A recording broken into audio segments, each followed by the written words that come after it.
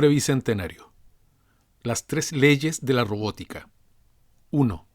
Un robot no debe causar daño a un ser humano ni, por inacción, permitir que un ser humano sufra ningún daño. 2. Un robot debe obedecer las órdenes impartidas por los seres humanos, excepto cuando dichas órdenes estén reñidas con la primera ley. 3. Un robot debe proteger su propia existencia mientras dicha protección no esté reñida ni con la primera ni con la segunda ley. 1. Gracias, dijo Andrew Martin, aceptando el asiento que le ofrecían.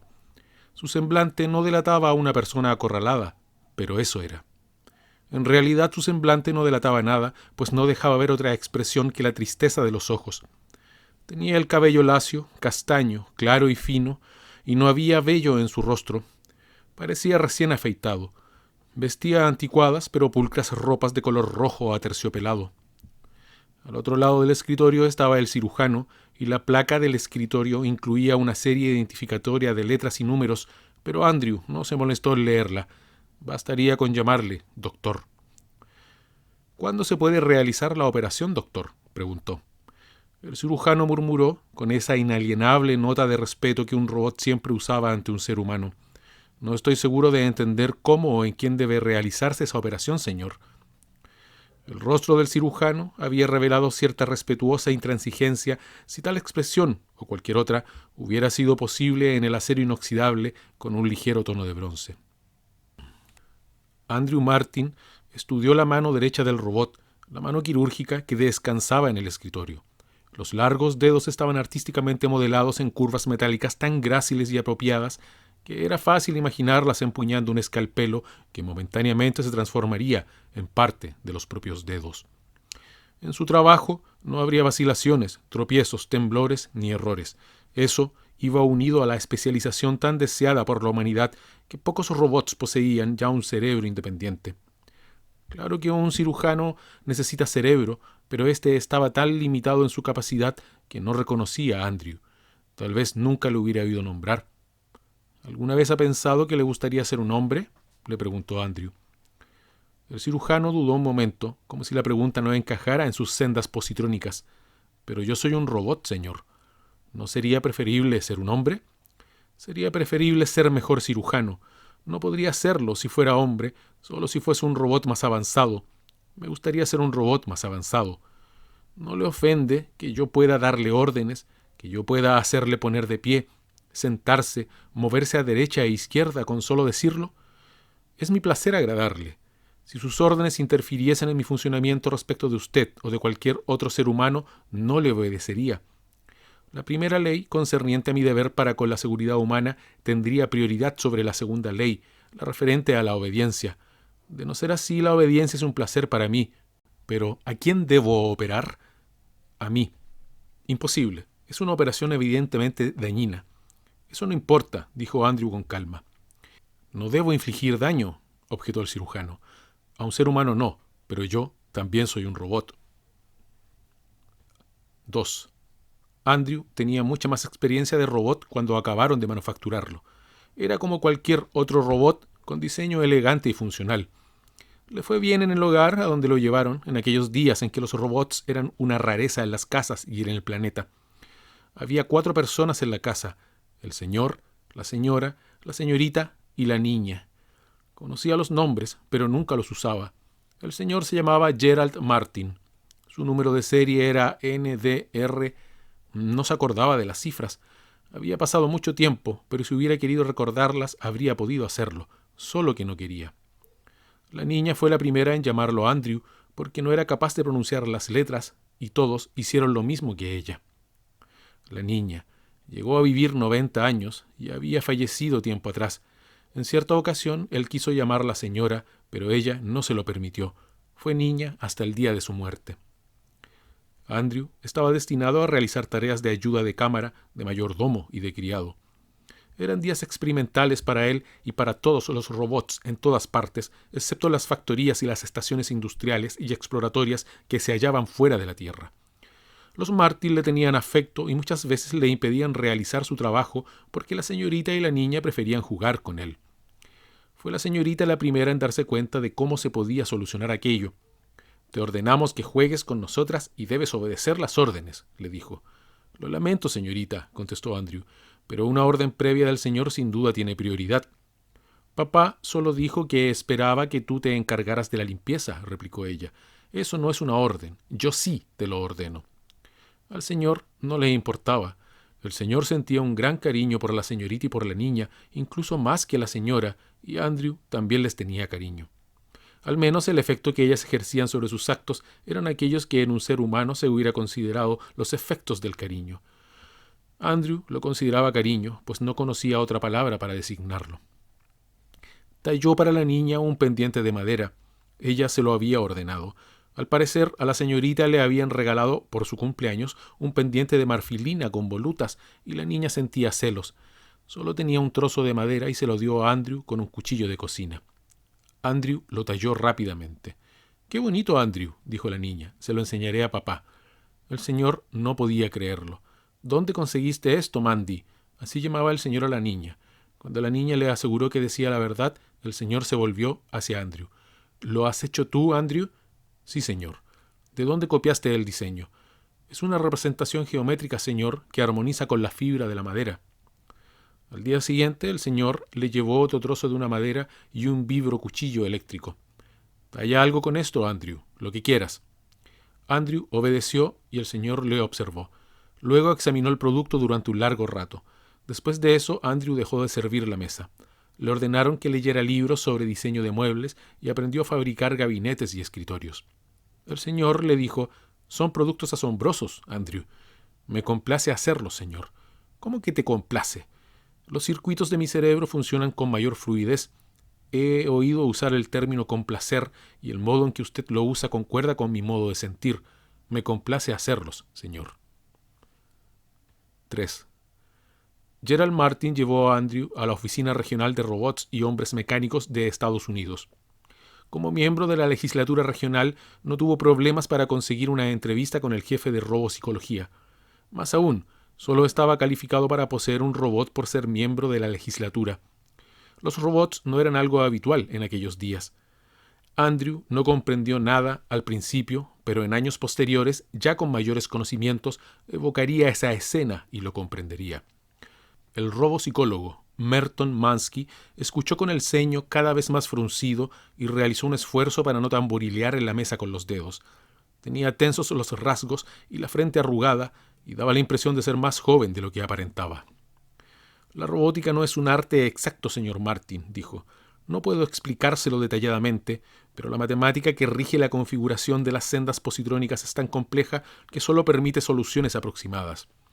Naturalmente, como construimos todo en torno de las 3 leyes, estas son incontrovertibles. Desde luego, reemplazaremos ese robot». «En absoluto», protestó el señor. «No se trata de un fallo. Él cumple perfectamente con sus deberes. El punto es que también realiza exquisitas tallas en madera y nunca repite los diseños. Produce obras de arte». Mansky parecía confundido. «Es extraño. Claro que actualmente estamos probando con sendas generalizadas. ¿Cree usted que es realmente creativo? Véalo usted mismo». Le entregó una pequeña esfera de madera en la que había una escena con niños tan pequeños que apenas se veían, pero las proporciones eran perfectas y armonizaban de un modo natural con la fibra, como si también ésta estuviera tallada. «¿Él hizo esto?», exclamó Mansky. Se lo devolvió sacudiendo la cabeza. «Puramente fortuito. Algo que hay en sus sendas». «¿Pueden repetirlo?». «Probablemente no. Nunca nos han informado de nada semejante». «Bien, no me molesta en absoluto que Andrew sea el único. Me temo que la empresa querrá recuperar a ese robot para estudiarlo». «Olvídelo», replicó el señor. Se volvió hacia Andrew. «Vámonos a casa». «Como usted desee, señor», dijo Andrew. 4. La señorita salía con jovencitos y no estaba mucho en casa. Ahora era la niña, que ya no era tan niña, quien llenaba el horizonte de Andrew. Nunca olvidaba que la primera talla en madera de Andrew había sido para ella. La llevaba en una cadena de plata que le pendía del cuello. Fue ella la primera que se opuso a la costumbre del señor a regalar los productos. «Vamos, papá. Si alguien los quiere, que pague por ellos. Vale la pena». «Tú no eres codiciosa, Mandy. No es por nosotros, papá. Es por el artista». Andrew jamás había oído esa palabra y en cuanto tuvo un momento a solas la buscó en el diccionario. Poco después realizaron otro viaje, en esa ocasión para visitar al abogado del señor. «¿Qué piensas de esto, John?», le preguntó el señor. El abogado se llamaba John Feingold. Era canoso y barrigón, y los bordes de sus lentes de contacto estaban teñidos de verde brillante. Miró la pequeña placa que el señor le había entregado. «Es bella, pero estoy al tanto. Es una talla de un robot, ese que has traído contigo. Sí, es obra de Andrew, ¿verdad, Andrew?» «Sí, señor». «¿Cuánto pagarías por esto, John?», preguntó el señor. «No sé, no colecciono esos objetos. ¿Creerías que me han ofrecido $250 por esta cosita? Andrew ha fabricado también sillas que he vendido por $500. Los productos de Andrew nos han permitido depositar $200,000 en el banco». «Cielos, te está haciendo rico, Gerald». «Solo a medias. La mitad está en una cuenta a nombre de Andrew Martin». «¿Del robot?». «Exacto, y quiero saber si es legal». «¿Legal?». Feingold se reclinó en la silla haciéndola crujir. «No hay precedentes, Gerald». «¿Cómo firmó tu robot los papeles necesarios?». «Sabe hacer la firma de su nombre, y yo la llevé. No lo llevé a él al banco en persona. ¿Es preciso hacer algo más?». Feingold entrecerró los ojos durante unos segundos. «Bueno, podemos crear un fondo fiduciario que maneje las finanzas en su nombre, lo cual hará de capa aislante entre él y el mundo hostil. Aparte de eso, mi consejo es que no hagas nada más. Hasta ahora nadie te ha detenido. Si alguien se opone, déjale que se querelle». «¿Y te harás cargo del caso si hay alguna querella?». «Por un anticipo, claro que sí». «¿De cuánto?». Feingold señaló la placa de madera. «Algo como esto». «Me parece justo», dijo el señor. Feingold se rió entre dientes mientras se volvía hacia el robot. «Andrew, ¿te gusta tener dinero?». «Sí, señor». «¿Qué piensas hacer con él?». «Pagar cosas que de lo contrario tendría que pagar el señor. Esto le ahorrará gastos al señor». 5. Hubo ocasiones para ello.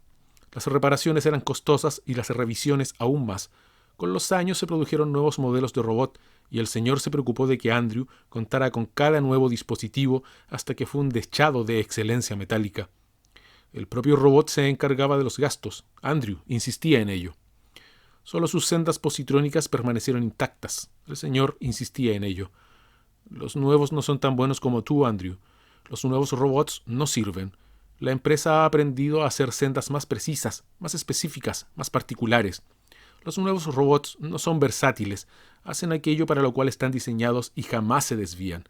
Te prefiero a ti». «Gracias, señor». «Y es obra tuya, Andrew, no lo olvides. Estoy seguro de que Mansky puso fin a las sendas generalizadas en cuanto te echó un buen vistazo. No le gustó que fueras tan imprevisible. ¿Sabes cuántas veces pidió que te lleváramos para estudiarte? 9 veces, pero nunca se lo permití, y ahora que se ha retirado, quizás nos deje en paz». El cabello del señor disminuyó y encaneció, y el rostro se le puso fofo, pero Andrew tenía mejor aspecto que cuando entró a formar parte de la familia. La señora se había unido a una colonia artística de Europa y la señorita era poeta en Nueva York. A veces escribían, pero no con frecuencia. La niña estaba casada y vivía a poca distancia. Decía que no quería abandonar a Andrew y cuando nació su hijo, el señorito, dejó que el robot cogiera el biberón para alimentarlo. Andrew comprendió que el señor, con el nacimiento de ese nieto, tenía ya a alguien que reemplazara a quienes se habían ido. No sería tan injusto presentarle su solicitud.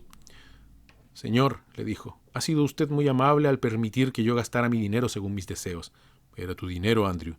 «Solo por voluntad de usted, señor. No creo que la ley le hubiera impedido conservarlo. La ley no me va a persuadir de que me porte mal, Andrew. A pesar de todos los gastos y a pesar de los impuestos, señor, tengo casi $600,000. Lo sé, Andrew. Quiero dárselos, señor.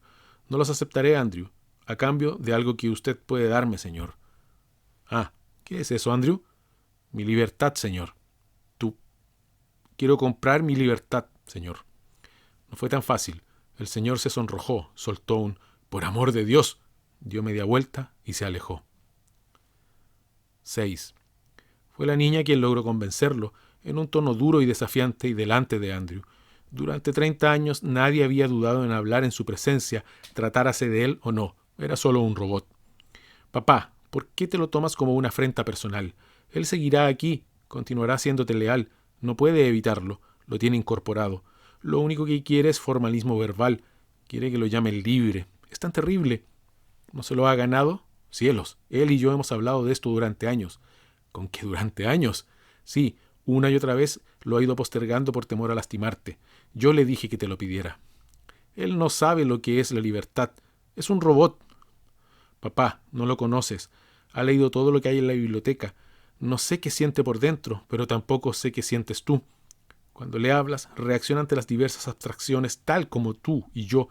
¿Qué otra cosa cuenta? Si las reacciones de alguien son como las nuestras, ¿qué más se puede pedir? La ley no adoptará esa actitud, se obstinó el señor, exasperado. Se volvió hacia Andrew y le dijo con voz ronca: Mira, oye, no puedo liberarte a no ser de una forma legal, y si esto llega a los tribunales, no solo no obtendrás la libertad, sino que la ley se enterará oficialmente de tu fortuna. Te dirán que un robot no tiene derecho a ganar dinero. ¿Vale la pena que pierdas tu dinero por esta farsa? La libertad no tiene precio, señor, replicó Andrew. Solo la posibilidad de obtenerla ya vale ese dinero. 7. El tribunal también podía pensar que la libertad no tenía precio y decidir que un robot no podía comprarla por mucho que pagase, por alto que fuese el precio. La declaración del abogado regional, que representaba a quienes habían entablado un pleito conjunto para oponerse a la libertad de Andrew, fue esta: la palabra libertad no significaba nada cuando se aplicaba a un robot, pues solo un ser humano podía ser libre. Lo repitió varias veces siempre que le parecía apropiado, lentamente, moviendo las manos al son de las palabras. La niña pidió permiso para hablar en nombre de Andrew. Lo llamaron por su nombre completo, el cual Andrew nunca había oído antes: Amanda Laura Martin Charny. Puede acercarse al estrado. Gracias, señoría. No soy abogada y no sé hablar con propiedad, pero espero que todos presten atención al significado e ignoren las palabras. Comprendamos qué significa ser libre en el caso de Andrew. En algunos sentidos, ya lo es. Lleva por lo menos 20 años sin que un miembro de la familia Martin le ordene hacer algo que él no hubiera hecho por propia voluntad. Pero si lo deseamos, podemos ordenarle cualquier cosa y expresarlo con la mayor rudeza posible, porque es una máquina y nos pertenece. ¿Por qué ha de seguir en esa situación cuando nos ha servido durante tanto tiempo y tan lealmente y ha ganado tanto dinero para nosotros? No nos debe nada más. Los deudores somos nosotros. Aunque se nos prohibiera legalmente someter a Andrew a una servidumbre involuntaria, él nos serviría voluntariamente. Concederle la libertad será solo una triquiñuela verbal, pero significaría muchísimo para él. Le daría todo y no nos costaría nada. Por un momento pareció que el juez contenía una sonrisa. Entiendo su argumentación, señora Charny. Lo cierto es que a este respecto no existe una ley obligatoria ni un precedente. Sin embargo, existe el supuesto tácito de que solo el ser humano puede gozar de libertad. Puedo establecer una nueva ley o someterme a la decisión de un tribunal superior, pero no puedo fallar en contra de ese supuesto. Permítame interpelar al robot. Andrew. Sí, señoría. Era la primera vez que Andrew hablaba ante el tribunal y el juez se asombró de la modulación humana de aquella voz. ¿Por qué quieres ser libre, Andrew? ¿En qué sentido es importante para ti? ¿Desearía usted ser esclavo, señoría? Pero no eres esclavo. Eres un buen robot. Un robot genial, por lo que me han dicho, capaz de expresiones artísticas sin parangón. ¿Qué más podrías hacer si fueras libre? Quizás no pudiera hacer más de lo que hago ahora, señoría, pero lo haría con mayor alegría. Creo que solo alguien que desea la libertad puede ser libre. Yo deseo la libertad. Y eso le proporcionó al juez un fundamento.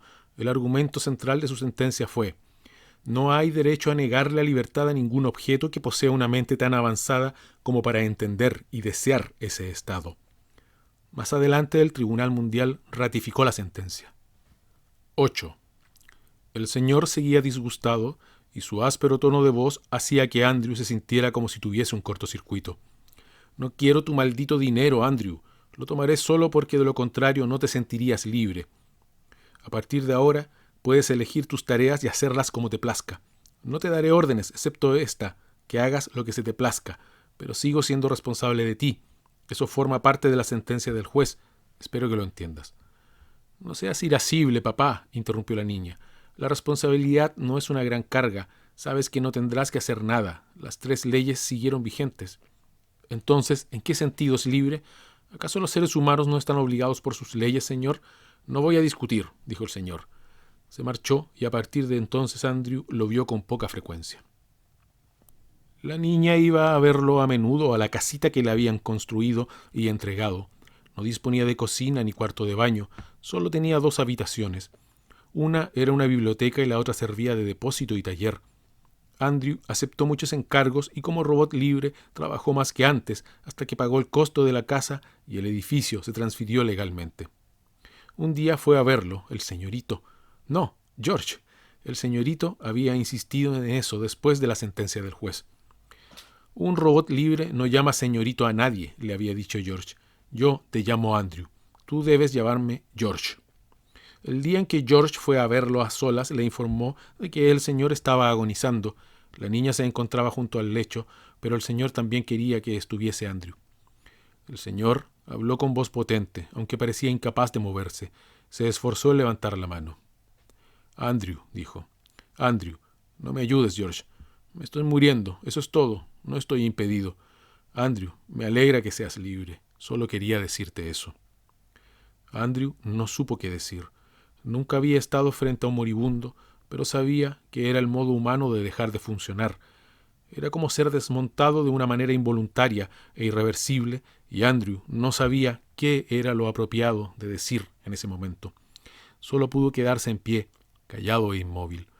Cuando todo terminó, la niña le dijo: «Tal vez te haya parecido huraño hacia el final, Andrew, pero estaba viejo y le dolió que quisiera ser libre». Y entonces Andrew halló las palabras adecuadas. «Nunca habría sido libre sin él, niña». 9. Andrew comenzó a usar ropa después de la muerte del señor. Empezó por ponerse unos pantalones viejos, unos que le había dado George. George ya estaba casado y era abogado. Se incorporó a la firma de Feingold.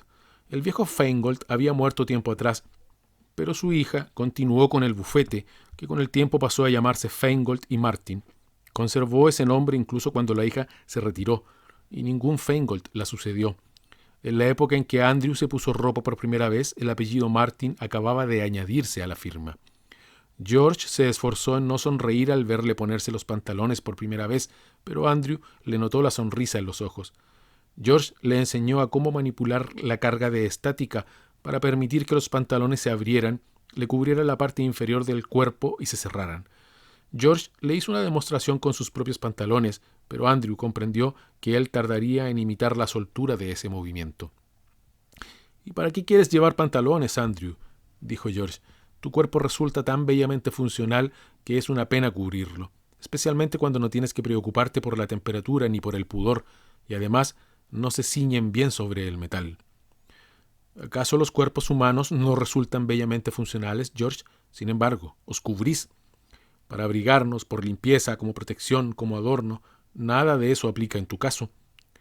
«Me siento desnudo sin ropa. Me siento diferente, George».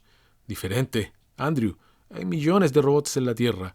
En esta región, según el último censo, hay casi tantos robots como hombres». «Lo sé, George. Hay robots que realizan cualquier tipo de tarea concebible. Y ninguno de ellos usa ropa. Pero ninguno de ellos es libre, George». Poco a poco, Andrew mejoró su guardarropa. Lo inhibían la sonrisa de George y la mirada de las personas que le encargaban trabajos. Aunque fuera libre, el detallado programa con que había sido construido le imponía un determinado comportamiento con la gente y solo se animaba a avanzar poco a poco. La desaprobación directa lo contrariaba durante meses. No todos aceptaban la libertad de Andrew. Él era incapaz de guardarles rencor, pero sus procesos mentales se encontraban con dificultades al pensar en ello. Sobre todo, evitaba ponerse ropa cuando creía que la niña iba a verlo. Era ya una anciana que a menudo vivía lejos en un clima más templado, pero en cuanto regresaba iba a visitarlo. En uno de esos regresos, George le comentó: «Ella me ha convencido, Andrew. Me presentaré como candidato a la legislatura el año próximo. De tal abuelo, tal nieto», dice ella. «De tal abuelo». Andrew se interrumpió, desconcertado. «Quiero decir que yo, el nieto, seré como el señor, el abuelo, que estuvo un tiempo en la legislatura. Eso sería agradable, George, si el señor aún estuviera». Se interrumpió de nuevo, pues no quería decir en funcionamiento. No parecía adecuado. «Vivo», lo ayudó George. «Sí, pienso en el viejo monstruo de cuando en cuando». Andrew reflexionó sobre esa conversación. Se daba cuenta de sus limitaciones de lenguaje al hablar con George.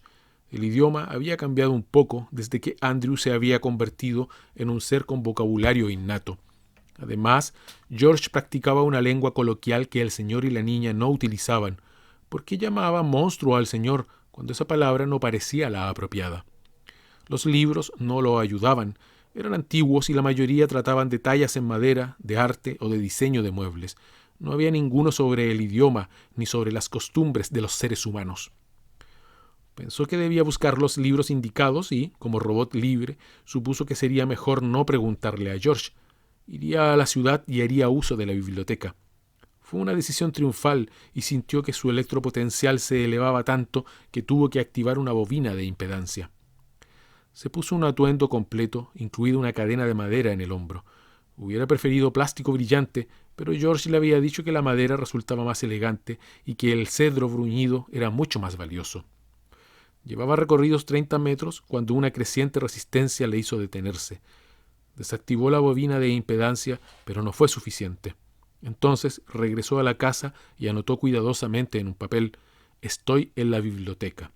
Lo dejó a la vista sobre la mesa. 10.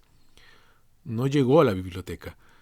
Había estudiado el plano, conocía el itinerario, pero no su apariencia. Los monumentos al natural no se asemejaban a los símbolos del plano y eso le hacía dudar. Finalmente pensó que debía de haberse equivocado, pues todo parecía extraño. Se cruzó con algún que otro robot campesino, pero cuando se decidió a preguntar no había nadie a la vista. Pasó un vehículo y no se detuvo. Andrew se quedó de pie indeciso y entonces vio venir 2 seres humanos por el campo. Se volvió hacia ellos y ellos cambiaron de rumbo para salirle al encuentro. Un instante antes iban hablando en voz alta, pero se habían callado. Tenían una expresión que Andrew asociaba con la incertidumbre de los humanos, y eran jóvenes, aunque no mucho. 20 años, Andrew nunca sabía determinar la edad de los humanos. «Señores, ¿podrían indicarme el camino hacia la biblioteca de la ciudad?». Uno de ellos, el más alto de los 2, que llevaba un enorme sombrero, le dijo al otro: «¿Es un robot?». El otro tenía nariz prominente y párpados gruesos. «Va vestido», comentó. El alto chasqueó los dedos. «Es el robot libre. En casa de los Martin tienen un robot libre que no pertenece a nadie. ¿Por qué otra razón iba a usar ropa?». «Pregúntaselo. ¿Eres el robot de los Martin?». «Soy Andrew Martin, señor». «Bien, pues quítate esa ropa. Los robots no usan ropa», y le dijo el otro. «Es repugnante. Míralo». Andrew titubeó. Hacía tanto tiempo que no oía una orden en ese tono de voz que los circuitos de la segunda ley se atascaron un instante. «Quítate la ropa», repitió el alto. «Te lo ordeno». Andrew empezó a desvestirse. «Tíralas allí», le ordenó el alto. «Si no pertenece a nadie», sugirió el de nariz prominente, «podría ser nuestro». «De cualquier modo», dijo el alto, «¿quién va a poner objeciones a lo que hagamos? No estamos dañando ninguna propiedad». Y le indicó a Andrew: «Apóyate sobre la cabeza». «La cabeza no es para», balbuceó él. «Es una orden. Si no sabes cómo hacerlo, inténtalo». Andrew volvió a dudar y luego apoyó la cabeza en el suelo. Intentó levantar las piernas y cayó pesadamente. «Quédate quieto», le ordenó el alto y le dijo al otro: «Podemos desmontarlo. ¿Alguna vez has desmontado un robot? ¿Nos dejará hacerlo?». «¿Cómo podría impedirlo?». Andrew no tenía modo de impedirlo si le ordenaban no resistirse. La segunda ley, la de obediencia, tenía prioridad sobre la tercera ley, la de supervivencia. En cualquier caso no podía defenderse sin hacerles daño. Eso significaría violar la primera ley. Ante ese pensamiento, sus unidades motrices se contrajeron ligeramente y Andrew se quedó allí tiritando. El alto lo empujó con el pie. «Es pesado. Creo que vamos a necesitar herramientas para este trabajo. Podríamos ordenarle que se desmonte él mismo. Sería divertido verle intentarlo». «Sí», asintió el alto, pensativamente, «pero apartémoslo del camino, si viene alguien». Era demasiado tarde. Alguien venía, y era George. Andrew le vio cruzar una loma a lo lejos. Le hubiera gustado hacerle señas, pero la última orden había sido que se quedara quieto. George echó a correr y llegó con el aliento entrecortado. Los 2 jóvenes retrocedieron unos pasos. «Andrew, ¿ha pasado algo?». «Estoy bien, George». «Entonces ponte de pie. ¿Qué pasa con tu ropa?». «¿Es tu robot, amigo?», preguntó el alto. «No es el robot de nadie. ¿Qué ha ocurrido aquí?». «Le pedimos cortésmente que se quitara la ropa». «¿Por qué te molesta si no es tuyo?». «¿Qué hacían, Andrew?». «Tenía la intención de desmembrarme. Estaban a punto de trasladarme a un lugar tranquilo para ordenarme que me desmontara yo mismo». George se volvió hacia ellos. Le temblaba la barbilla. Los dos jóvenes no retrocedieron más. Sonreían. «¿Qué piensas hacer, gordinflón?», dijo el alto con tono burlón. «¿Atacarnos?». «No, no es necesario. Este robot ha vivido con mi familia durante más de 70 años. Nos conoce y nos estima más que a nadie. Le diré que vosotros dos me estáis atacando, amenazando y queréis matarme. Le pediré que me defienda. Entre vosotros y yo optará por mí. ¿Sabéis qué os ocurrirá cuando os ataque?». Los dos jóvenes recularon atemorizados. «Andrew, corro peligro porque estos dos quieren hacerme daño. Ve hacia ellos». Andrew obedeció y los dos jóvenes no esperaron. Pusieron los pies en polvorosa. «De acuerdo, Andrew, cálmate», dijo George un poco demudado, pues ya no estaba en edad para enzarzarse con un joven, y menos con dos. «No podría haberlos lastimado, George. Vi que no te estaban atacando. No te ordené que los atacaras, solo que fueras hacia ellos. Su miedo hizo lo demás. ¿Cómo pueden temer a los robots? Es una enfermedad humana de la que aún no nos hemos curado, pero eso no importa. ¿Qué demonios haces aquí, Andrew? Estaba a punto de regresar y contratar un helicóptero cuando te encontré. ¿Cómo se te ocurrió ir a la biblioteca? Yo te hubiera traído los libros que necesitaras.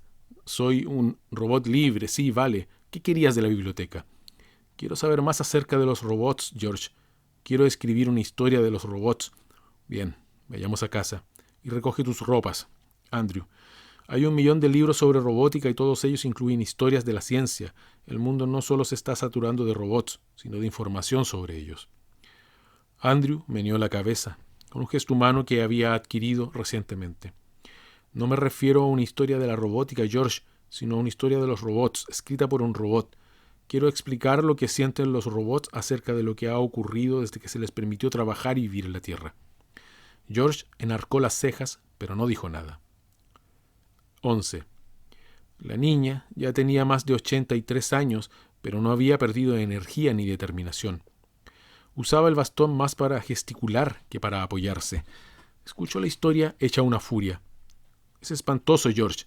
¿Quiénes eran esos rufianes? No lo sé. ¿Qué importa? Al final no causaron daño. Pero pudieron causarlo. Tú eres abogado, George, y si disfrutas de una buena posición, se debe al talento de Andrew.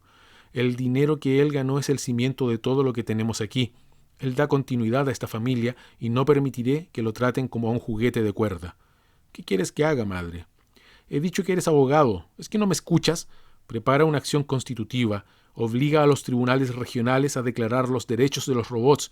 Logra que la legislatura apruebe leyes necesarias y lleva el asunto al Tribunal Mundial si es preciso. Estaré vigilando, George, y no toleraré vacilaciones».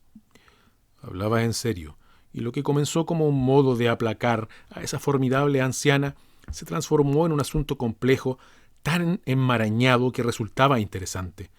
Como socio más antiguo de Feingold y Martin, George planeó la estrategia, pero dejó el trabajo a sus colegas más jóvenes, entre ellos a su hijo Paul, que también trabajaba en la firma y casi todos los días le presentaba un informe a la abuela. Ella, a su vez, deliberaba todos los días con Andrew. Andrew estaba profundamente involucrado. Postergó nuevamente su trabajo en el libro sobre los robots mientras cavilaba sobre las argumentaciones judiciales y en ocasiones hacía útiles sugerencias. «George me dijo que los seres humanos siempre han temido a los robots», dijo una vez. «Mientras sea así, los tribunales y las legislaturas no trabajarán a favor de ellos. ¿No tendría que hacerse algo con la opinión pública?».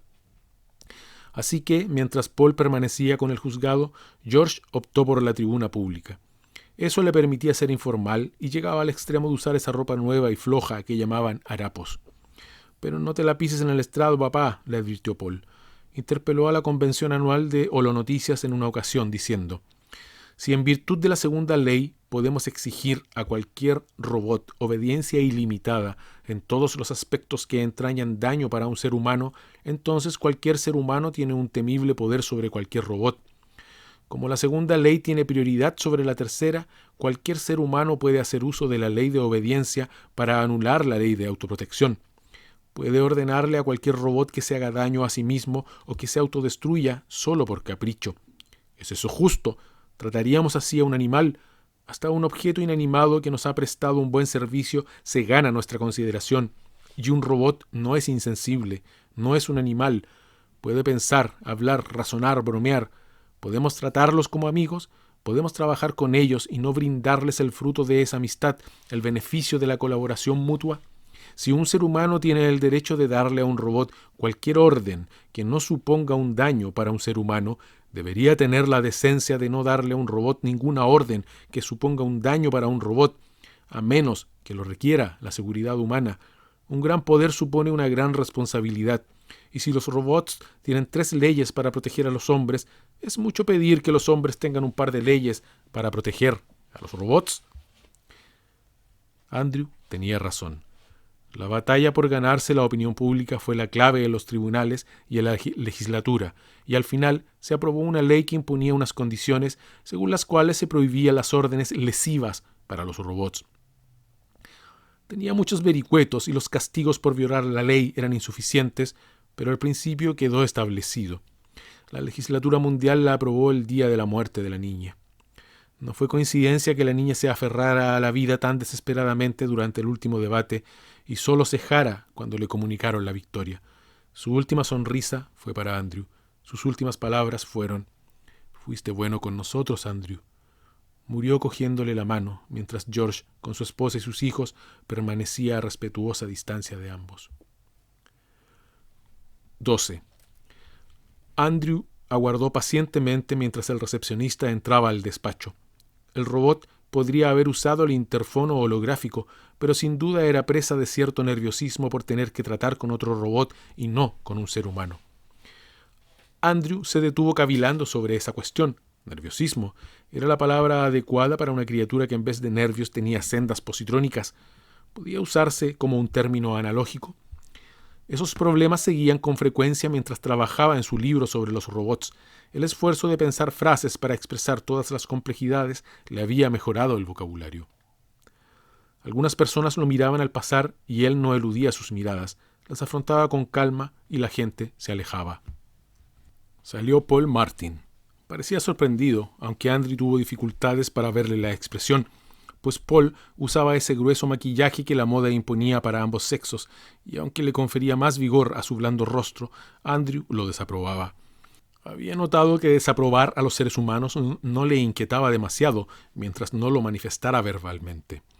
Incluso podía expresarlo por escrito. Estaba seguro de que no siempre había sido así. «Entra, Andrew. Lamento haberte hecho esperar, pero tenía que concluir una tarea. Entra. Me dijiste que querías hablar conmigo, pero no sabía qué querías hablarme aquí. Si estás ocupado, Paul, estoy dispuesto a esperar». Paul miró el juego de sombras cambiantes en el cuadrante de la pared que servía como reloj. «Dispongo de un rato. ¿Has venido solo?» «Alquilé un automóvil». «¿Algún problema?», preguntó Paul con cierta ansiedad. «No esperaba ninguno. Mis derechos están protegidos». La ansiedad de Paul se agudizó. «Andrew, te he explicado que la ley no es de ejecución obligatoria, salvo en situaciones excepcionales, y si insistes en usar ropa, acabarás teniendo problemas como aquella primera vez. La única, Paul. Lamento que estés disgustado». «Bien, míralo de este modo. Eres prácticamente una leyenda viviente, Andrew, y eres demasiado valioso para arrogarte el derecho de ponerte en peligro». «¿Cómo anda el libro?» «Me estoy acercando al final». «El editor está muy contento». «Bien. No sé si se encuentra contento exactamente con el libro en cuanto tal. Creo que piensa vender muchos ejemplares porque está escrito por un robot y eso le hace estar contento. Me temo que eso es muy humano». «No estoy disgustado. Que se venda, sea cual sea la razón, porque eso significará dinero y me vendrá bien. La abuela te dejó. La niña era generosa y sé que puedo contar con la ayuda de la familia, pero espero que los derechos del libro me ayuden en el próximo paso». «¿De qué hablas?» «Quiero ver al presidente de Robots y Hombres Mecánicos, S.A. He intentado concertar una cita, pero hasta ahora no pude dar con él. La empresa no colaboró conmigo en la preparación del libro, así que no me sorprende». Paul estaba divirtiéndose. «Colaboración es lo último que puedes esperar. La empresa no colaboró con nosotros en nuestra gran lucha por los derechos de los robots. Todo lo contrario, ya entiendes por qué. Si les otorgas derechos a los robots, quizá la gente no quiera comprarlos. Pero si llamas tú, podrás conseguirme una entrevista. Me tienen poca simpatía, como a ti, Andrew. Quizá puedas insinuar que la firma Feingold y Martin está dispuesta a iniciar una campaña para reforzar aún más los derechos de los robots. ¿No sería una mentira eso, Andrew?» «Sí, Paul, y yo no puedo mentir. Por eso debes llamar tú». «Ah, no puedes mentir, pero puedes instigarme a mentir, ¿verdad? Eres cada vez más humano, Andrew». 13. No fue fácil, a pesar del renombre de Paul, pero al fin se logró. Harley Smith Robertson, que descendía del fundador de la empresa por línea materna y había adoptado ese guión en el apellido para indicarlo, parecía disgustado. Se aproximaba a la edad de jubilarse y el tema de los derechos de los robots había acaparado su gestión como presidente. Llevaba el cabello gris aplastado y el rostro sin maquillaje. Miraba a Andrew con hostilidad. «Hace un siglo», dijo Andrew, «un tal Merton Mansky de esta empresa me dijo que la matemática que rige la trama de las sendas positrónicas era tan compleja que solo permitía soluciones complejas y por lo tanto mis aptitudes no eran del todo previsibles». «Eso fue hace casi un siglo». Smith Robertson dudó un momento. Luego añadió en tono frío: «Ya no es así. Nuestros robots están construidos y adiestrados con precisión para realizar sus tareas». «Sí», dijo Paul, que estaba allí para cerciorarse de que la empresa actuara limpiamente. «Con el resultado de que mi recepcionista necesita asesoramiento cada vez que se aparta de una tarea convencional». «Más se disgustaría usted si se pusiera a improvisar», replicó Smith Robertson. «Entonces, ¿ustedes ya no manufacturan robots como yo, flexibles y adaptables?», preguntó Andrew. «No. La investigación que he realizado para preparar mi libro», prosiguió Andrew, «indica que soy el robot más antiguo en activo». «El más antiguo ahora y el más antiguo siempre. El más antiguo que habrá nunca. Ningún robot es útil después de 25 años. Los recuperaremos para reemplazarlos por modelos más nuevos». «Ningún robot es útil después de 25 años tal como se los fabrica ahora», señaló Paul. «Andrew es muy especial en ese sentido». Andrew, ateniéndose al rumbo que se había trazado, dijo: «Por ser el robot más antiguo y flexible del mundo, ¿no soy tan excepcional como para merecer un tratamiento especial de la empresa?». «En absoluto», respondió Smith Robertson. «Ese carácter excepcional es un estorbo para la empresa. Si usted estuviera alquilado en vez de haber sido vendido por una infortunada decisión, lo habríamos reemplazado hace muchísimo tiempo». «Pero de eso se trata», se animó Andrew. «Soy un robot libre y soy dueño de mí mismo. Por lo tanto, acudo a usted a pedirle que me reemplace. Usted no puede hacerlo sin el consentimiento del dueño. En la actualidad, ese consentimiento se incluye obligatoriamente como condición para el alquiler, pero en mi época no era así». Smith Robertson estaba estupefacto y desconcertado, y guardó silencio. Andrew observó el holograma de la pared. Era una máscara mortuoria de Susan Calvin, santa patrona de la robótica. Había muerto 2 siglos atrás, pero después de escribir el libro, Andrew la conocía tan bien que tenía la sensación de haberla tratado personalmente. «¿Cómo puedo reemplazarte?», replicó Smith Robertson. «Si le reemplazo como robot, ¿cómo puedo darle el nuevo robot a usted, el propietario, si en el momento del reemplazo usted deja de existir?». Sonrió de un modo siniestro. «No es difícil», terció Paul. «La personalidad de Andrew está asentada en su cerebro positrónico, y esa parte no se puede reemplazar sin crear un nuevo robot. Por consiguiente, el cerebro positrónico es Andrew, el propietario. Todas las demás piezas del cuerpo del robot se pueden reemplazar, sin alterar la personalidad del robot, y esas piezas pertenecen al cerebro. Yo diría que Andrew desea proporcionarle a su cerebro un nuevo cuerpo robótico». «En efecto», asintió Andrew. Se volvió hacia Smith Robertson. «Ustedes han fabricado androides, ¿verdad? Robots que tienen apariencia humana, incluida la textura de la piel». «Sí, lo hemos hecho. Funcionaban perfectamente con su cutis y sus tendones fibrosintéticos. Prácticamente no había nada de metal, salvo en el cerebro, pero eran tan resistentes como los robots de metal, más resistentes en realidad». Paul se interesó. «No lo sabía. ¿Cuántos hay en el mercado?». «Ninguno», contestó Smith Robertson. «Eran mucho más caros que los modelos de metal y un estudio del mercado reveló que no serían aceptados. Parecían demasiado humanos». «Pero la empresa conserva toda su destreza», afirmó Andrew. «Deseo, pues, ser reemplazado por un robot orgánico, por un androide». «¡Santo cielo!», exclamó Paul. Smith Robertson se puso rígido. «Eso es imposible». «¿Por qué imposible?», preguntó Andrew. «Pagaré lo que sea, dentro de lo razonable, por supuesto. No fabricamos androides». «No quieren fabricar androides», dijo Paul. «Eso no es lo mismo que no poseer la capacidad para fabricarlos. De todos modos, fabricar androides va contra nuestra política pública. No hay ley que lo prohíba», señaló Paul. «Aún así, no los fabricamos ni pensamos hacerlo». Paul se aclaró la garganta. «Señor Smith Robertson, Andrew es un robot libre y está amparado por la ley que garantiza los derechos de los robots. Entiendo que usted está al corriente de ello. Ya lo creo. Este robot, como robot libre, opta por usar vestimenta. Por esta razón, a menudo es humillado por seres humanos desconsiderados, a pesar de la ley que prohíbe humillar a los robots. Es difícil tomar medidas contra infracciones vagas que no cuentan con la reprobación general de quienes deben decidir sobre la culpa y la inocencia. Nuestra empresa lo comprendió desde el principio. Lamentablemente, la firma de su padre no. Mi padre ha muerto, pero en este asunto veo una clara infracción, con una parte perjudicada. ¿De qué habla?, gruñó Smith Robertson. Andrew Martin, que acaba de convertirse en mi cliente, es un robot libre capacitado para solicitar a robots y hombres mecánicos el derecho de reemplazo, el cual la empresa otorga a quien posee un robot durante más de 25 años. Más aún, la empresa insiste en que haya reemplazos. Paul sonrió con desenfado. El cerebro positrónico de mi cliente es propietario del cuerpo de mi cliente, que, desde luego, tiene más de 25 años. El cerebro positrónico exige reemplazo del cuerpo y ofrece pagar un precio razonable por un cuerpo de androide en calidad de dicho reemplazo. Si usted rechaza el requerimiento, mi cliente sufrirá una humillación y presentaremos una querella.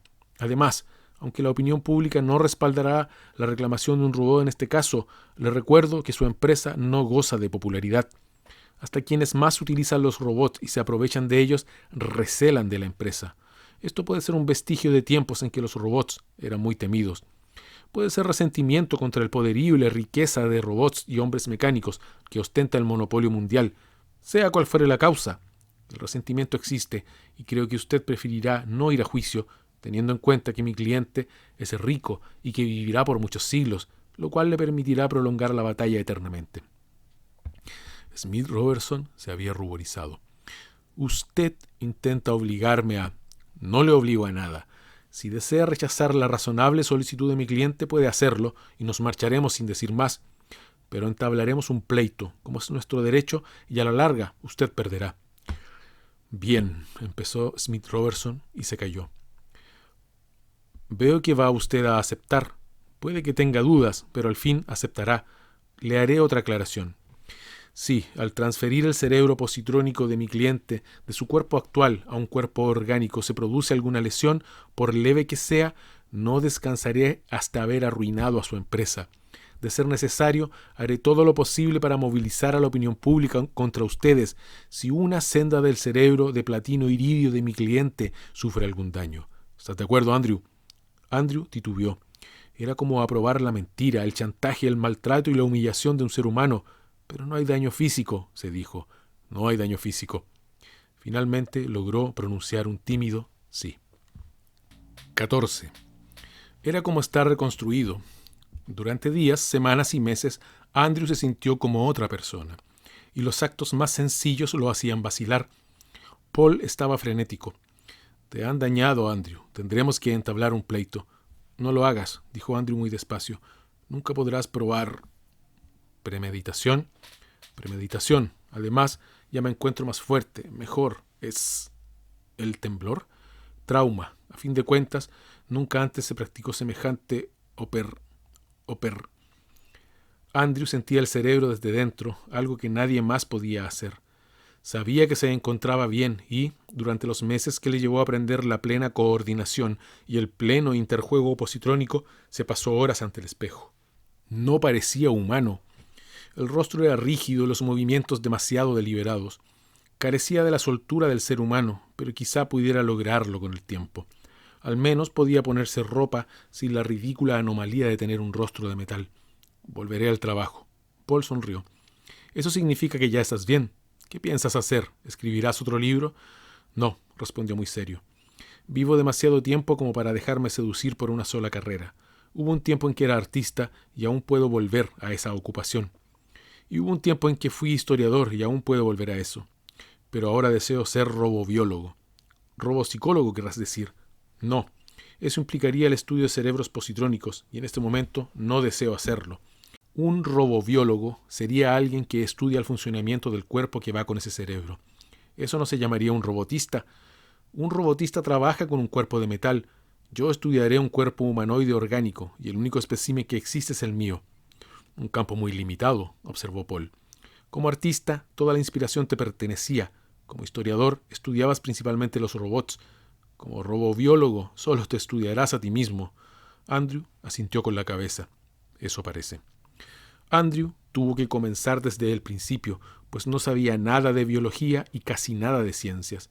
Empezó a frecuentar bibliotecas, donde consultaba índices electrónicos durante horas, con su apariencia totalmente normal debido a la ropa.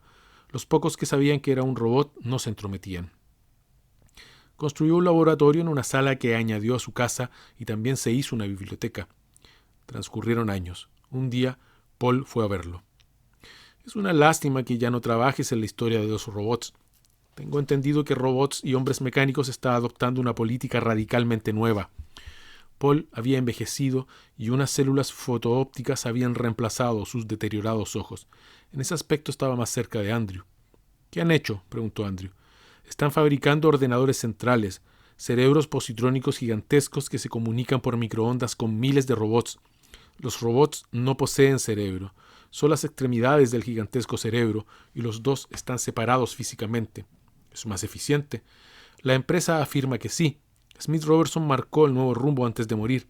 Sin embargo, tengo la sospecha de que es una reacción contra ti. No quieren fabricar robots que les causen problemas como tú, y por eso han separado el cerebro del cuerpo. El cerebro no deseará cambiar de cuerpo, y el cuerpo no tendrá un cerebro que desee nada. Es asombrosa la influencia que has ejercido en la historia de los robots. Tus facultades artísticas animaron a la empresa a fabricar robots más precisos y especializados. Tu libertad derivó en la formulación del principio de los derechos robóticos. Tu insistencia en tener un cuerpo de androide hizo que la empresa separase el cerebro del cuerpo.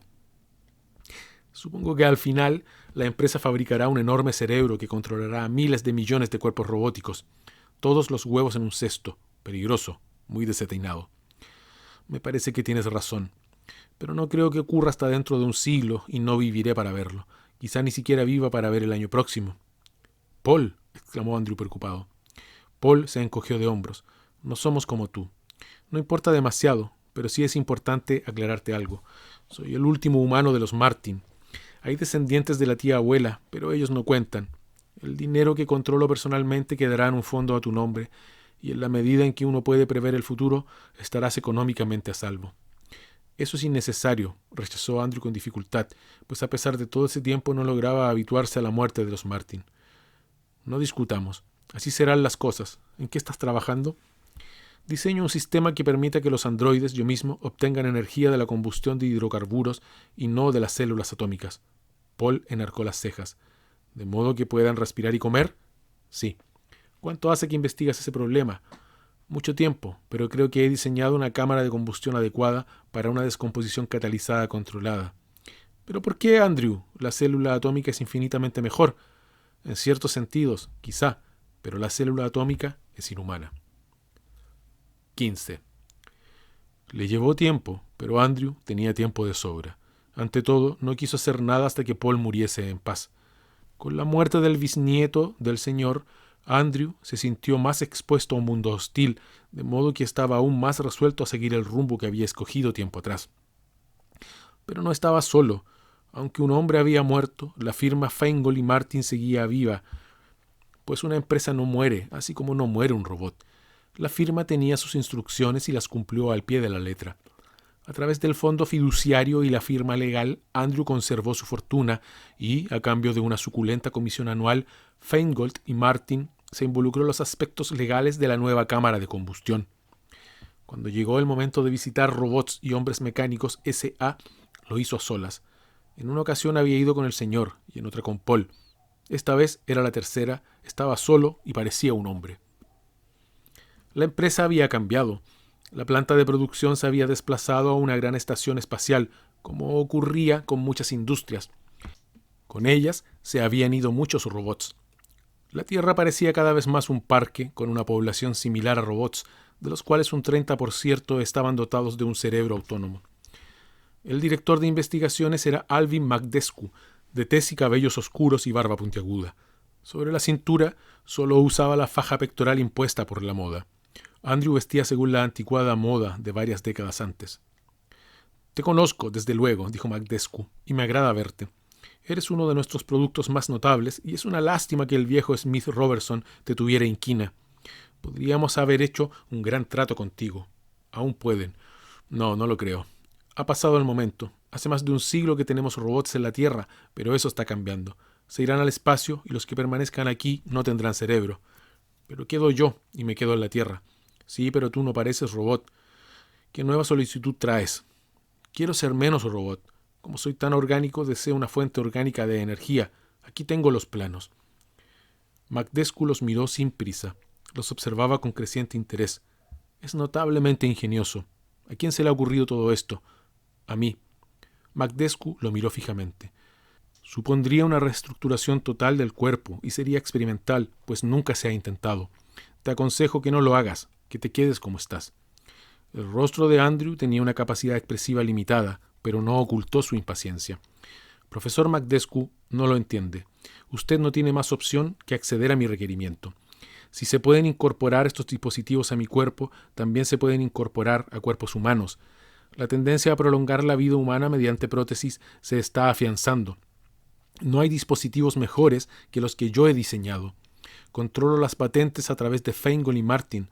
Somos capaces de montar una empresa para desarrollar prótesis que quizá terminen generando seres humanos con muchas de las propiedades de los robots. Su empresa se verá afectada. En cambio, si me opera ahora y accede a hacerlo en circunstancias similares en el futuro, percibirá una comisión por utilizar las patentes y controlar la tecnología robótica y protésica para seres humanos. El alquiler inicial se otorgará solo cuando se haya realizado la primera operación y cuando haya pasado tiempo suficiente para demostrar que tuvo éxito. La primera ley no le creó ninguna inhibición ante las severas condiciones que le estaba imponiendo un ser humano. Había aprendido que lo que parecía crueldad podía resultar bondad a la larga. McDescu estaba estupefacto. No soy yo quien debe decidir en semejante asunto. Es una decisión de la empresa y llevará tiempo. Puedo esperar un tiempo razonable, dijo Andrew, pero solo un tiempo razonable. Y pensó con satisfacción que Paul mismo no lo habría hecho mejor. 16. Fue solo un tiempo razonable y la operación resultó todo un éxito. Yo me oponía a esta operación, Andrew, le dijo McDescu, pero no por lo que tú piensas. No estaba en contra del experimento, de haberse tratado de otro. Detestaba poner en peligro tu cerebro positrónico. Ahora que tienes sendas positrónicas que actúan recíprocamente con sendas nerviosas simuladas, podría resultar difícil rescatar el cerebro intacto si el cuerpo se deteriorase. Yo tenía confianza en la capacidad personal de la empresa y ahora puedo comer. Bueno, puedo sorber aceite de oliva. Eso significa que habrá que hacer de vez en cuando limpieza de la cámara de combustión, como ya te hemos explicado. Es un factor incómodo, diría yo. Quizá, si yo no pensara seguir adelante. La autolimpieza no es imposible. Estoy trabajando en un dispositivo que se encargará de los alimentos sólidos que incluyan parte no combustible, la materia indigerible, por así decirlo, que habrá que desechar. Entonces necesitarás un ano, su equivalente. ¿Qué más, Andrew? Todo lo demás. ¿También genitales? En la medida en que concuerden con mis planes. Mi cuerpo es un lienzo donde pienso dibujar. McDescu aguardó a que concluyera la frase, pero como la pausa se prolongaba, decidió redondearla él mismo. ¿Un hombre? Ya veremos, se limitó a decir Andrew. Es una ambición contradictoria, Andrew. Tú eres mucho mejor que un hombre. Has ido cuesta abajo desde que optaste por ser orgánico. Mi cerebro no se ha dañado. No, claro que no. Pero Andrew, los nuevos hallazgos protésicos que han posibilitado tus patentes se comercializan bajo tu nombre. Eres reconocido como el gran inventor y se te honra por ello, tal como eres. ¿Por qué quieres arriesgar más tu cuerpo? Andrew no respondió. Los honores llegaron. Aceptó el nombramiento en varias instituciones culturales, entre ellas una consagrada a la nueva ciencia que él había creado, la que él llamó robobiología, pero que se denominaba protetología. En el 150 aniversario de su fabricación, se celebró una cena de homenaje en robots y hombres mecánicos. Si Andrew vio en ello alguna ironía, no lo mencionó. Alvin McDescu, ya jubilado, presidió la cena. Tenía 94 años y aún vivía porque tenía prótesis que, entre otras cosas, cumplían las funciones del hígado y de los riñones. La cena alcanzó su momento culminante cuando Magdescu, al cabo de un discurso breve y emotivo, alzó la copa para brindar por el robot sesquicentenario. Andrew se había hecho remodelar los tendones del rostro hasta el punto de que podía expresar una gama de emociones, pero se comportó de un modo pasivo durante toda la ceremonia. No le agradaba ser un robot sesquicentenario. 17. La protetología le permitió a Andrew abandonar la Tierra. En las décadas que siguieron a la celebración del sesquicentenario, la Luna se convirtió en un mundo más terrícola que la Tierra en todos los aspectos menos en el de la gravedad, un mundo que albergaba una densa población en sus ciudades subterráneas. Allí, las prótesis debían tener en cuenta la menor gravedad y Andrew pasó 5 años en la Luna trabajando con especialistas locales para introducir las necesarias adaptaciones.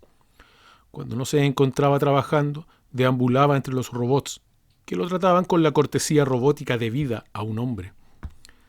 Regresó a la Tierra, que era monótona y apacible en comparación, y fue a las oficinas de Feingold y Martin para anunciar su vuelta. El entonces director de la firma, Simon DeLong, se quedó sorprendido. «Nos habían anunciado que regresabas, Andrew», dijo, aunque estuvo a punto de llamarlo señor Martin, «pero no te esperábamos hasta la semana entrante». «Me impacienté», contestó bruscamente Andrew, que ansiaba ir al grano. «En la Luna, Simón, estuve al mando de un equipo de investigación de 20 científicos humanos. Les daba órdenes que nadie cuestionaba. Los robots lunares me trataban como a un ser humano. Entonces, ¿por qué no soy un ser humano?»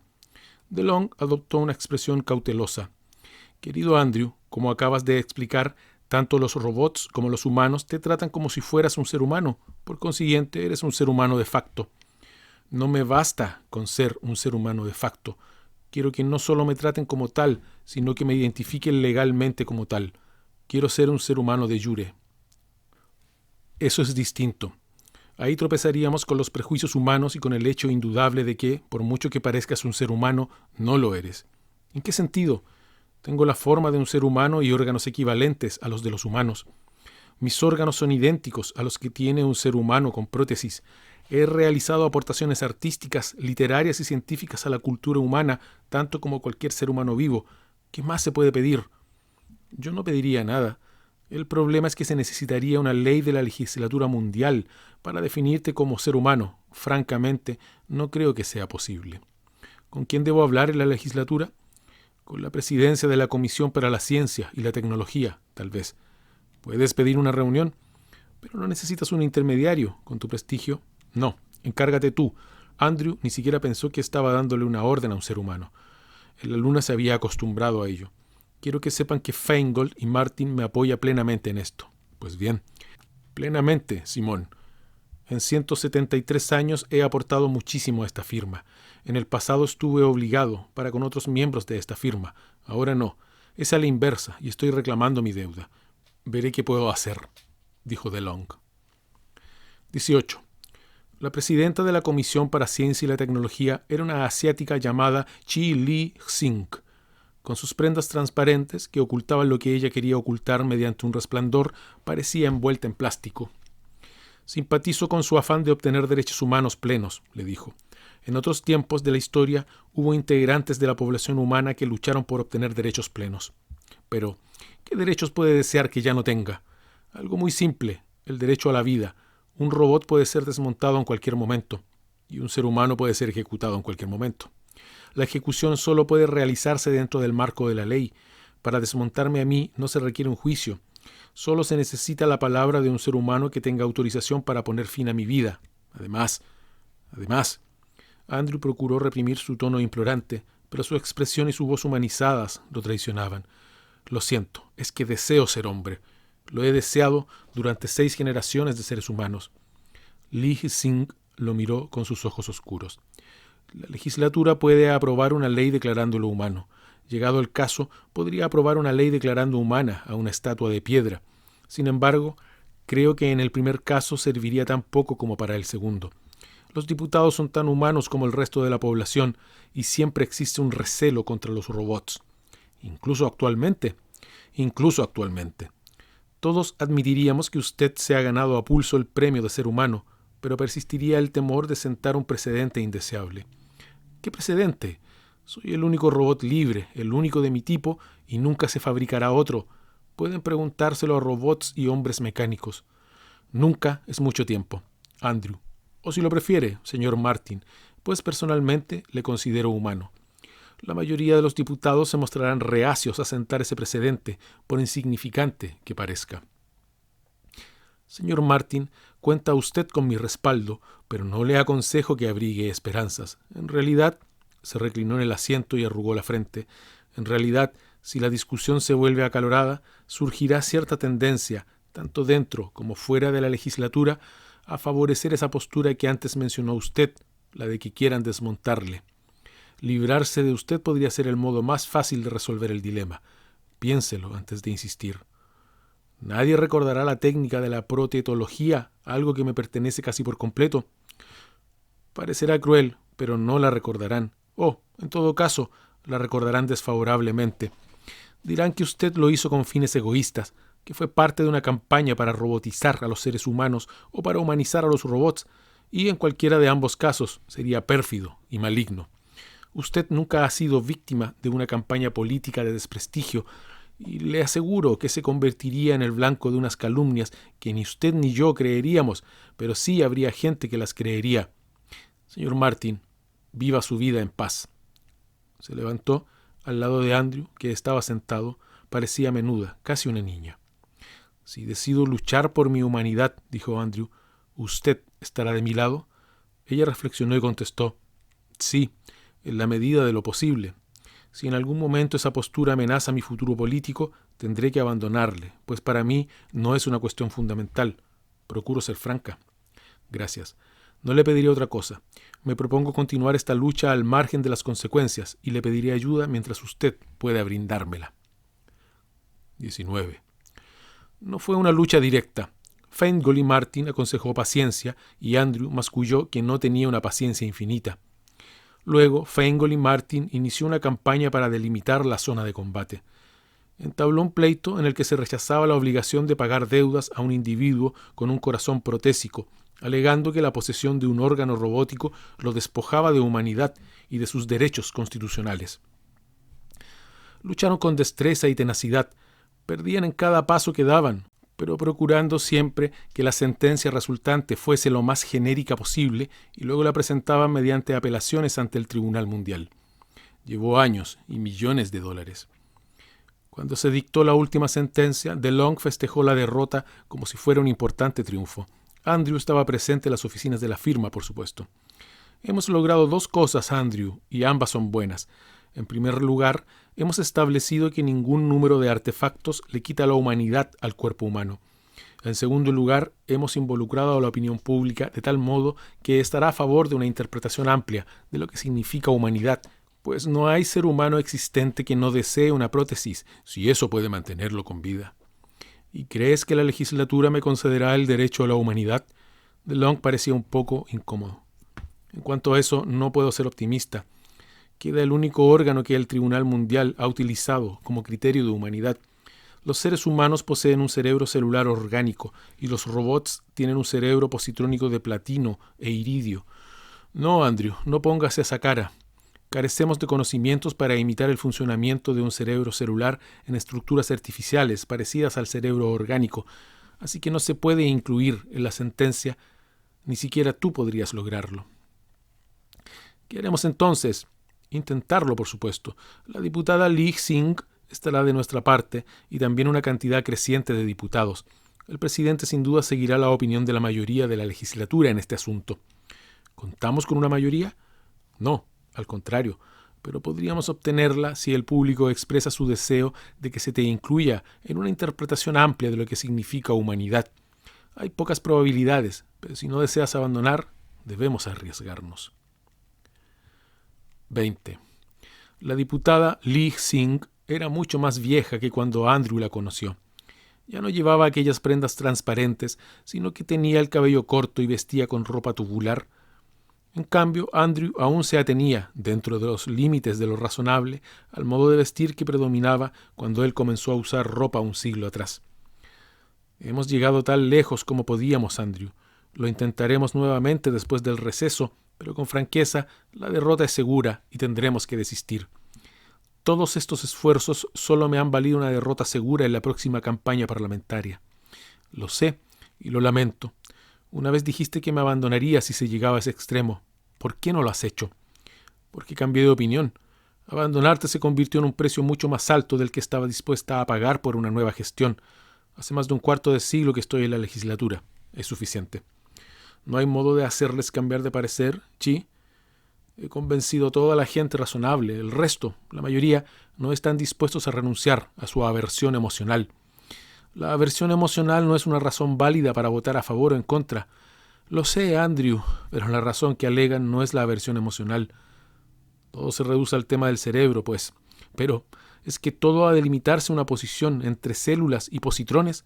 No hay modo de imponer una definición funcional. ¿Debemos decir que un cerebro está hecho de esto o lo otro?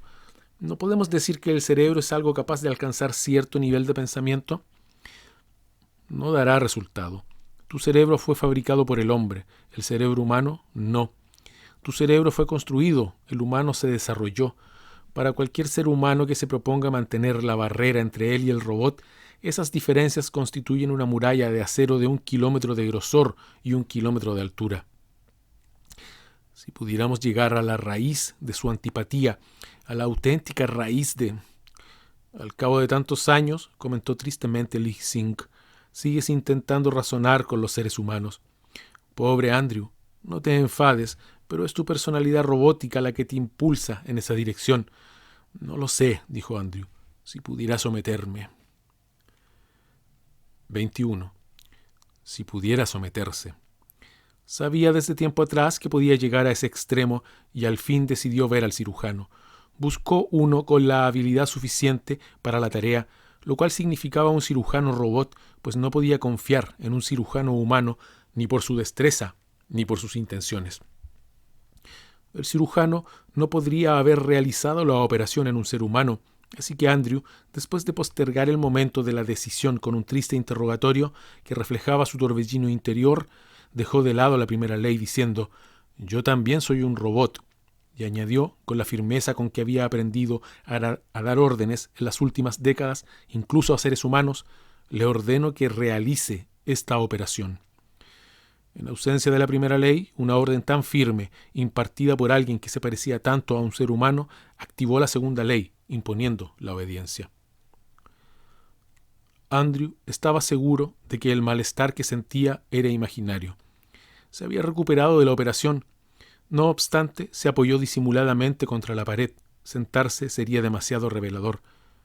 «La votación definitiva se hará esta semana, Andrew», dijo Lee Hee-sing.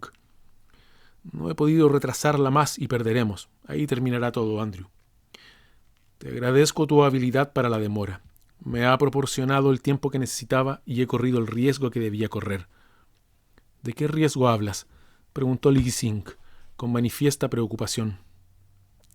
«No podía contártelo a ti ni a la gente de Feingold y Martin, pues sabía que me detendrías. Mira, si el problema es el cerebro, ¿acaso la mayor diferencia no resiste en la inmortalidad? ¿A quién le importa la apariencia, la constitución ni la evolución del cerebro? Lo que importa es que las células cerebrales mueren, que deben morir. Aunque se mantengan o se reemplacen los demás órganos, las células cerebrales, que no se pueden reemplazar sin alterar y matar la personalidad, deben morir con el tiempo. Mis sendas positrónicas han durado casi 2 siglos sin cambios y pueden durar varios siglos más. ¿No es esa la barrera fundamental? Los seres humanos pueden tolerar que un robot sea inmortal, pues no importa cuánto dure una máquina, pero no pueden tolerar a un ser humano inmortal, pues su propia mortalidad solo es tolerable siempre y cuando sea universal. Por eso no quieren considerarme humano. ¿A dónde quieres llegar, Andrew? He eliminado ese problema. Hace décadas mi cerebro positrónico fue conectado a nervios orgánicos. Ahora una última operación ha reorganizado esas conexiones de tal modo que lentamente mis sendas pierdan potencial. La azorada Lee Sing calló un instante, luego apretó los labios. ¿Quieres decir que has planeado morirte, Andrew? Es imposible, eso viola la tercera ley. No, he escogido entre la muerte de mi cuerpo y la muerte de mis aspiraciones y deseos. habría violado la tercera ley si hubiese permitido que mi cuerpo viviera a costa de una muerte mayor. Lee Sing le agarró el brazo como si fuera a sacudirle. Se contuvo. Andrew, no dará resultado. Vuelve a tu estado anterior. Imposible. Se han causado muchos daños. Me queda 1 año de vida. Duraré hasta el 2.º centenario de mi construcción. Me permití esa debilidad. Vale la pena. Andrew, eres un necio. Si consigo la humanidad, habrá valido la pena. De lo contrario, mi lucha terminará, y eso también habrá valido la pena. Lee Sing hizo algo que la asombró. Rompió a llorar en silencio. 23. Fue extraño el modo en que ese último acto capturó la imaginación del mundo. Andrew no había logrado conmover a la gente con todos sus esfuerzos, pero había aceptado la muerte para un ser humano, y ese sacrificio fue demasiado grande para que lo rechazaran. La ceremonia final se programó deliberadamente para el 2.º centenario. El presidente mundial debía firmar el acta y darle carácter de ley, y la ceremonia se transmitiría por una red mundial de emisoras y se vería en el estado de la Luna e incluso en la colonia marciana. Andrew iba en una silla de ruedas. Aún podía caminar, pero con gran esfuerzo. Ante los ojos de la humanidad, el presidente mundial dijo: «Hace 50 años, Andrew fue declarado el robot sesquicentenario».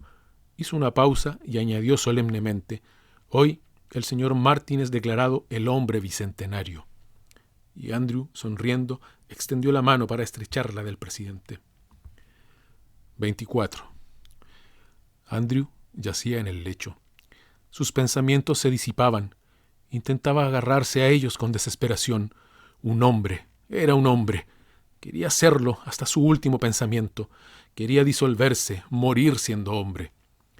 Abrió los ojos y reconoció a Lee Sing, que aguardaba solemnemente. Había otras personas, pero solo eran sombras irreconocibles. Únicamente Lee Sing se recortaba contra ese fondo cada vez más borroso. Andrew tendió la mano y sintió vagamente el apretón. Ella se esfumaba ante sus ojos mientras sus últimos pensamientos se disipaban. Pero antes de que la imagen de Lee Sing se desvaneciera del todo, un último pensamiento cruzó la mente de Andrew por un instante fugaz. «Niña», susurró, en voz tan queda que nadie le oyó.